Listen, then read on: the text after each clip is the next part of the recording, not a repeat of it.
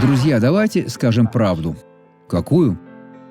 Сделаем заявление, как сделал псалмопевец, написавший Псалом 118. Он сказал в стихе 5 следующее: «О, если бы направлялись пути мои к соблюдению уставов Твоих».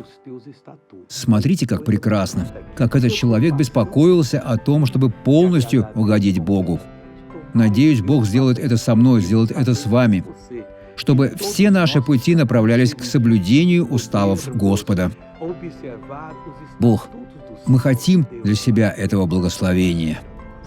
Посмотрите на благословленного человека. Иисус исцелил мою ногу. 2 года назад мне сделали операцию, точнее 5 лет назад. А 2 года назад нога начала болеть настолько сильно, что боль в ноге и в колене была невыносима. Было похоже, что колено сместилось. Уже не помню, сколько раз я падала и ушибалась. Теперь вы свободны?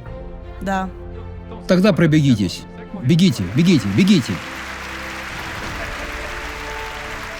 Теперь помолимся. Дорогой Бог, отрадно мочь служить Тебе, выполнять Твою волю, стоять перед Тобой, как тот человек, который сейчас делает это.